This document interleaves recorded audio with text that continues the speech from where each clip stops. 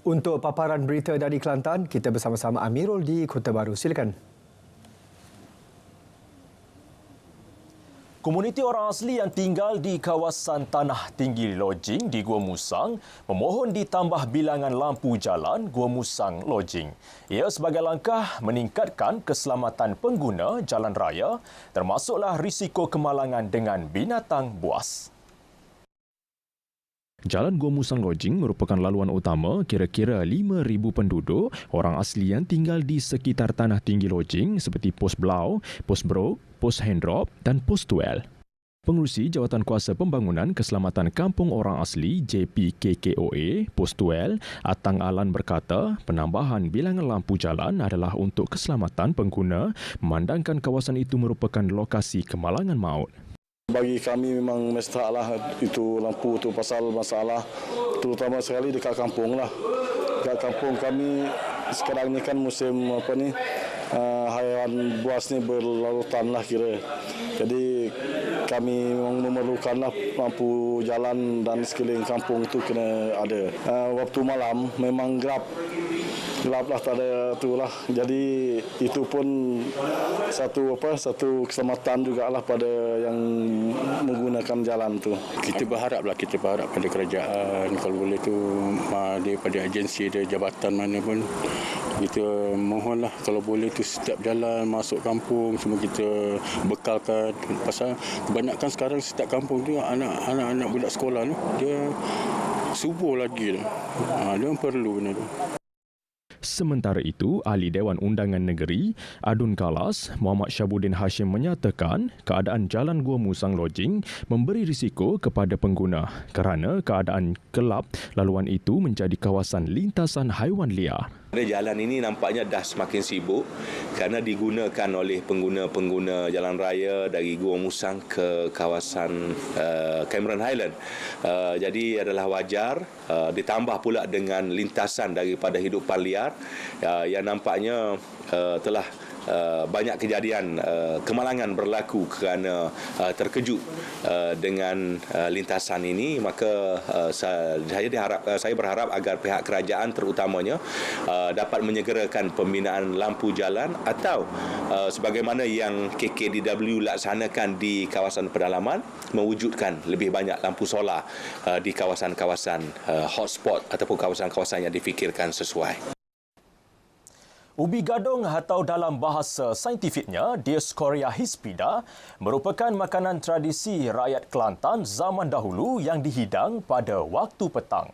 Tumbuhan ini kurang popular masa kini memandangkan proses masak ubi gadung amat rumit selain sukar diperolehi menyebabkan ianya kian dilupakan. Wartawan Majidah Ismail mempunyai perinciannya. Ubi gadung tumbuh meliar dan dapat hidup ketika musim kering kerana ia mempunyai simpanan air mencukupi dalam umbisinya. Bagi petani Muhammad Nur Yusof, 71 tahun, dia mula menanam ubi ini sejak 10 tahun lalu selepas permintaan meningkat ketika musim tengkujuh.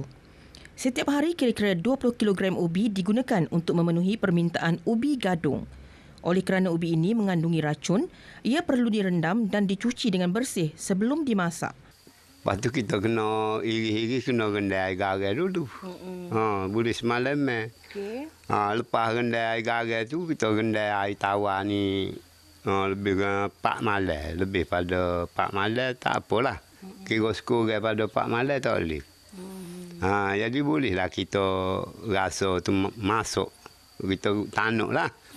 Muhammad Nur dibantu isteri Minah Sulaiman, 64 tahun. Agak kita tidak kau tolong dia lah.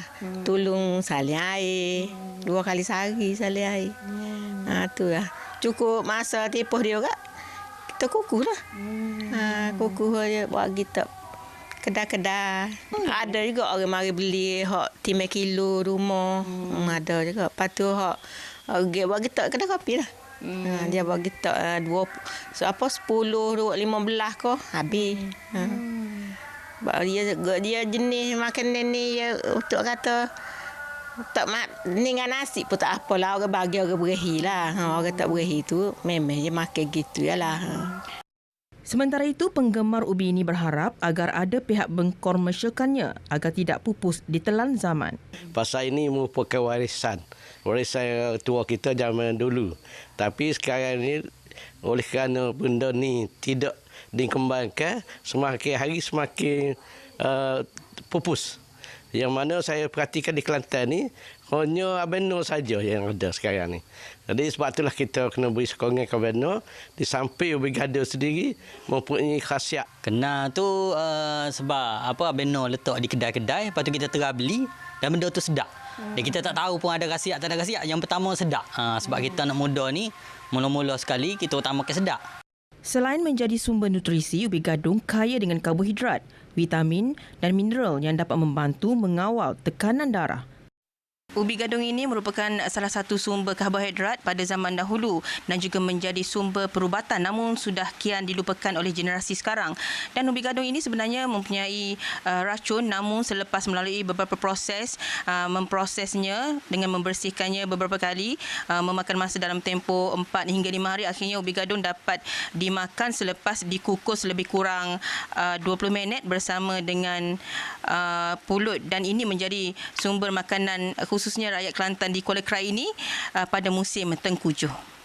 Selain sumber makanan, ubi gadung juga berpotensi digunakan sebagai pewangi kerana bunga kuning yang terdapat daripada ubi ini berbau wangi dan digunakan sebagai pewangi pakaian. Majidah Ismail, RTM. Baiklah, laporan itu tadi menakhiri perkembangan dari Kelantan. Dari sungai hingga ke segara, Palestin pasti merdeka. Kembali ke Angkasa Puri Kota Media.